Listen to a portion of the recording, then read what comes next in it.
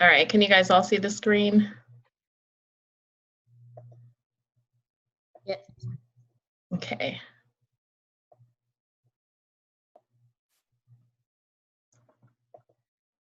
All right.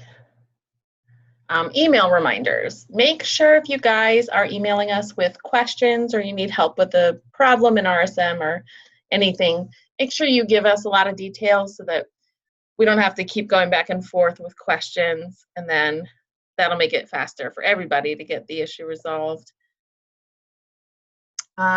Respond to emails within one school day. Even if all you can say is that you're looking into it at that time, just make sure you follow up within a day when someone's emailing you. When you're working in your shared email accounts, which of you guys, I think, Simone, you're the only one who uses a shared email account. Make sure you move your emails to done in the school folder, not your personal done. I have quick steps set up. So in my ribbon of Outlook, I can just click on these shortcuts to move emails to either ITCA done, which is the school that I manage, or my personal done. So if you guys want to set up shortcuts like that so that you don't have to constantly drag it to a different folder, you can just click on the arrow at the bottom there of quick steps right here, and then click new, and then select move to folder, change the name of that shortcut to whatever you want it to be, select the right folder, hit finish, and okay. And if you want more detailed instructions, let me know and I can write them up. But so the two on the left there that have the green check mark, I also have those set up to mark things as done, and then move them. So, but just make sure when there's emails from your shared email account that you're moving those to the correct done folder.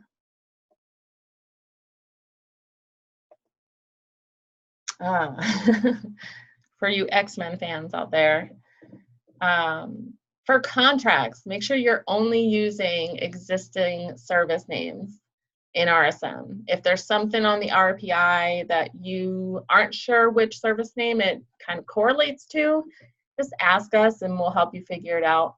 But right now, since we've done the service name cleanup, if a contract comes through with a service name that's not on the list, it's going to be pushed back.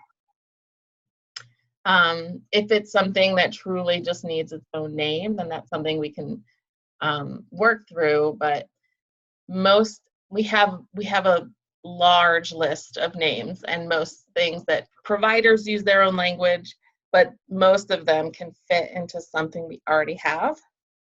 And if you have a contract, please send it to relatedservices@k12.com so we can review it and just make sure, and it'll help speed up the process. Contracts will push it back. But even for you schools that don't use K-12 contracts, you know, sometimes we get a contract and we're like, I have no idea how to put this in RSM because this doesn't exist in RSM. And so rather than continuously adding unique service names, we can work together and try to figure out a good way to compromise. So the provider, they have their own language, we have our own language, but maybe we can find something that fits for both of us. Coming soon, you guys, testing season.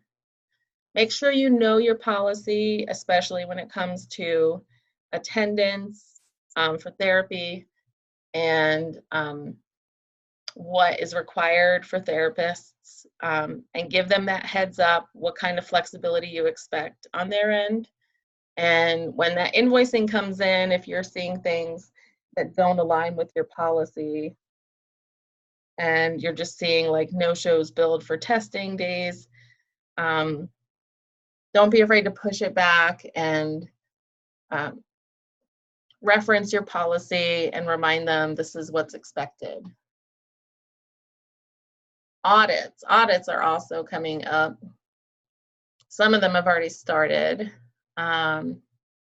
So invoicing is going to be audited, contracts are going to be audited, and credentials are going to be audited. These are our internal audits that we just kind of, just to take a temperature and see where your school is at. And most of these we can kind of fix and bring up your score. Invoicing's a little trickier because there's not much we can do as far as going back and fixing things. With contracts, we can adjust names or get a W-9 or whatever it is that's missing, and same for credentials. So just giving you a heads up, those things are coming up, and I'll probably be reaching out to let you know the details of your audits and what might need to be cleaned up. And finally, manuals. It's a little early, but we are already looking at the manual and updating it with new edits this year. And so be thinking about any policy changes that you guys, maybe anything you've encountered over the last half a school year that you feel needs to be cleaned up, policies, procedures. Talk to your SPMs about things that you think may help improve issues at the school.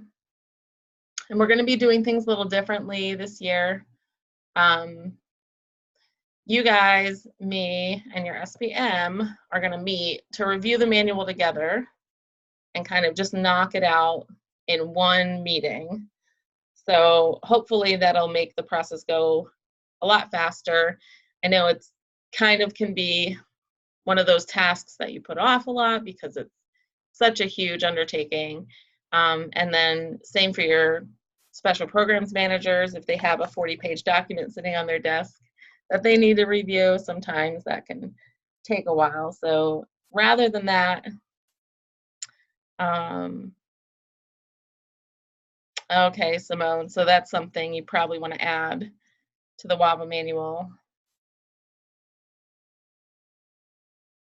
Oh no. All right.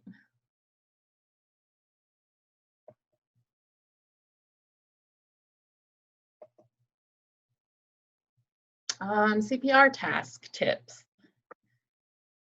Just wanted to let you guys know, I keep seeing this. If there's a service that's assigned to your school or K-12 or a partner school that doesn't charge anything, you don't need to turn off the CPR because those providers bill at $0. So no matter what time may be owed on those lines, it's never going to cost anything because the CPR report, and this is a little snip of it here, basically takes your total hours remaining times the bill rate.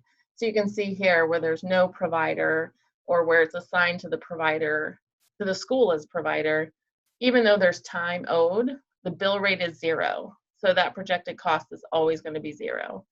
So I just wanted to let you guys know because I keep seeing it, and if it's something that is already a habit and it's not taking you extra time, that's fine. But if it's something you're putting extra time into, you don't have to. Does that make sense to everyone? Okay, because the CPR really is looking at the projected cost.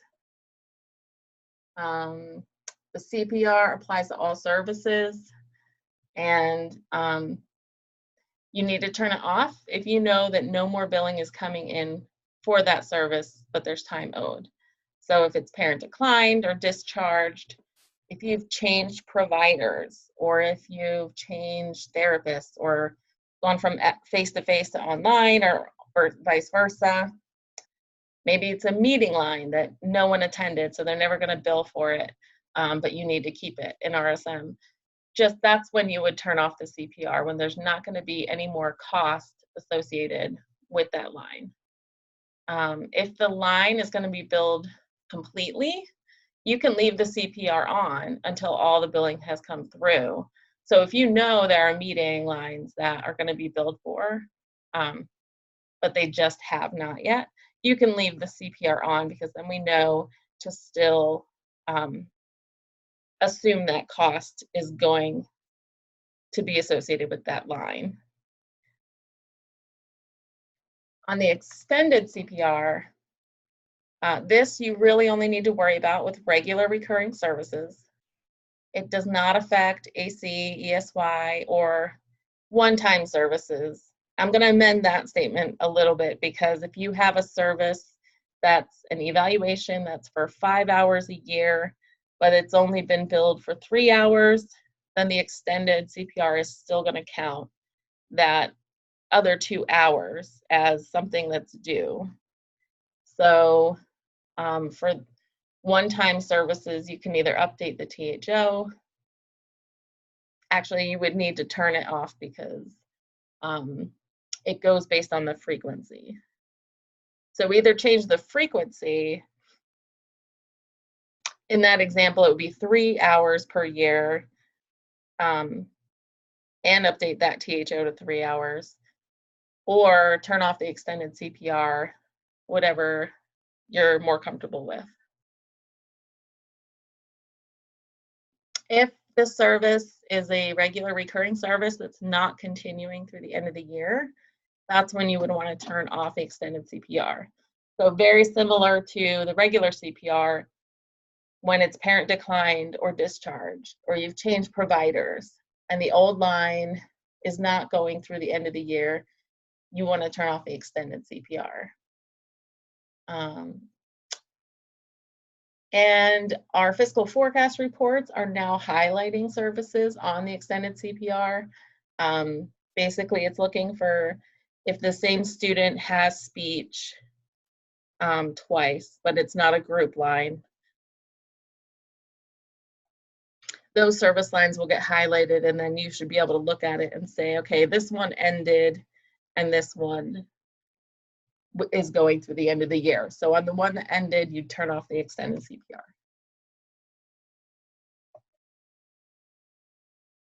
Here's a little snip from the extended CPR report. And like I said, it goes based on the frequency. So half an hour once a week, and then it always goes through the end of the school year, whatever that is for your school. And that's one of the reasons actually, this is the main reason we enter those school dates over the summer. So you enter the end of the school year, and you enter all of the vacation breaks. That's so that this report can accurately calculate services that go through the end of the year. So it'll automatically calculate,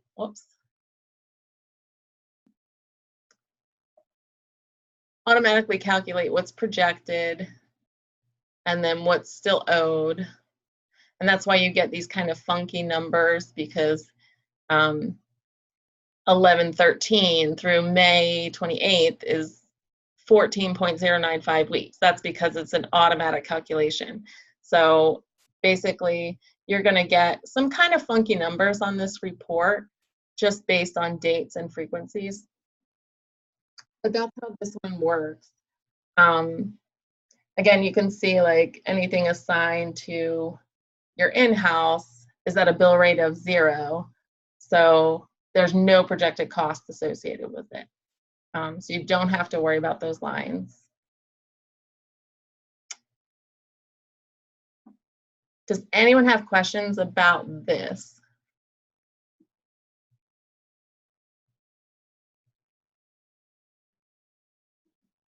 Okay. So just basically to wrap up, make sure your THO is accurate and your frequency is accurate. The frequency affects the extended CPR, and the THO affects both, really. Make sure you're paying attention to which type of service it is.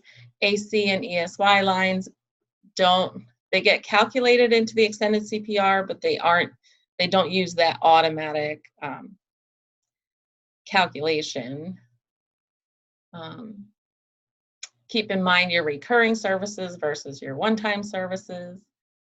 And then if you're creating an AC line, because there's time owed, make sure you take that THO off of the regular line and then make a note. So here's an example of a good note. You want the date, you want to say exactly how much time was moved. So 5 hours moved to an AC line due to the therapist not found for the first 5 weeks of school. And then put your initials so we know, who's making notes, and we can follow up if there are questions. All right. This is a link to the macros training. I know a few of you have probably already are pretty comfortable with the macros, but I know every time I show someone macros, their mind blows up. So I wanted to include it in case you guys wanted to take a look and see how to set that up with your reports. So I'll send this out along with the recording. Do you guys have any questions?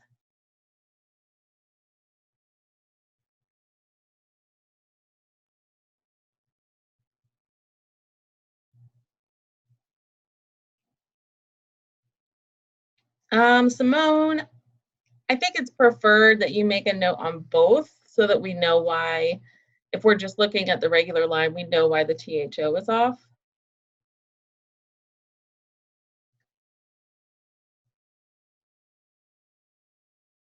Okay. Any other questions?